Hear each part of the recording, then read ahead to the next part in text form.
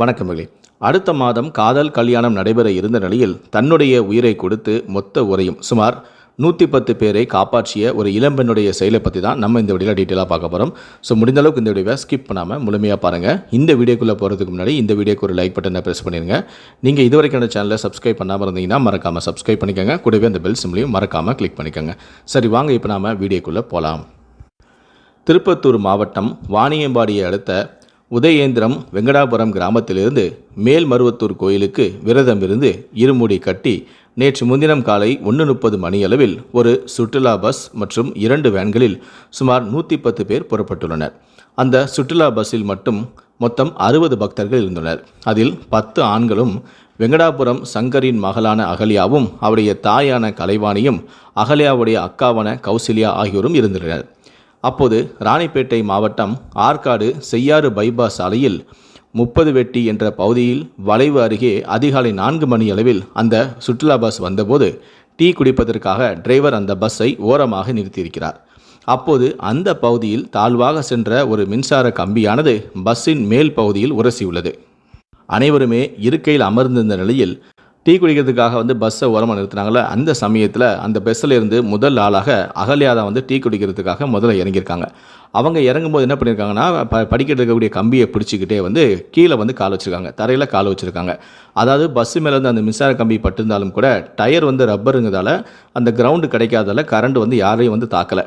ஆனால் முதல் ஆளாக அகல்யா கிரவுண்டில் காலை வச்ச உடனே அவள் மீது மின்சாரம் பாய ஆரம்பிச்சிச்சு. இதனால் அகல்யா துடித்து தூக்கி வீசப்பட்டாங்க.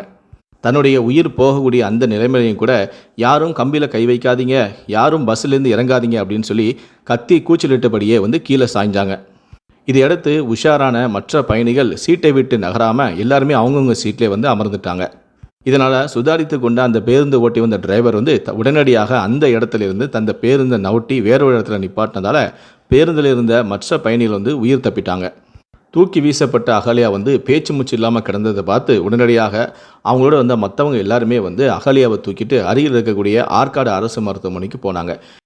அகல்யாவை எப்படியும் மருத்துவர்கள் காப்பாற்றிடுவாங்க அப்படிங்கிற நம்பிக்கையோட உடனடியாக மருத்துவமனைக்கு கொண்டு போனாங்க. ஆனால் அங்கே அகல்யாவை பரிசோதனை செய்த மருத்துவர்கள் அவங்க ஏற்கனவே விழுந்துட்டாங்க அப்படின்னு சொன்னதை கேட்டு மொத்த குடும்பமும் கதறி எழுதுது. தெய்வம் போல் அவருடைய உயிரை கொடுத்து எங்கள் எல்லாருடைய உயிரையும் காப்பாற்றிட்டே அப்படின்னு சொல்லி எல்லாருமே கதறி அழுதாங்க. அவரது உடலானது உடனடியாக பிரேத பரிசோதனை செய்வதற்காக அனுப்பி வைக்கப்பட்டது. இந்த சம்பவம் குறித்து ஆற்காடு நகர காவல்துறையினர் வழக்கு பதிவு செய்து விசாரணை மேற்கொண்டனர்.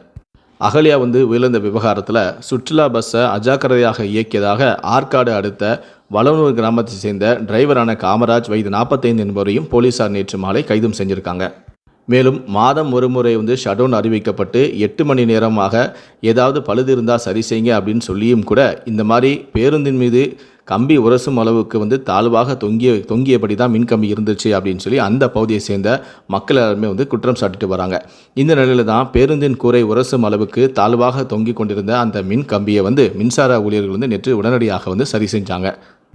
மாதந்தோறும் பராமரிப்பு பணிக்காக 8 மணி நேரம் மின்சாரத்தை நிறுத்தும் மின்வாரிய அதிகாரிகள் இதுபோன்று பல இடங்களில் சாலையோரமாக பேருந்து நிற்கும் இடங்களில் கூட தாழ்வாக கிடக்கின்ற மின்சார கம்பிகளை உடனடியாக சரி செய்ய வேண்டும் என ஒட்டுமொத்த தமிழக மக்களுடைய அனைவரின் எதிர்பார்ப்பாக தற்போது இந்த சம்பவம் மாறியிருக்கிறது.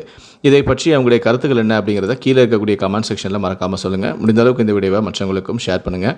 மேலும் இது போன்ற பல வீடியோக்களை பார்க்கணும் அப்படின்னு நினச்சிங்கன்னா மறக்காமல் சேனலை சப்ஸ்கிரைப் பண்ணுங்கள். கூடவே அந்த பெல் சிம்லையும் மறக்காமல் கிளிக் பண்ணுங்கள். நன்றி, வணக்கம்.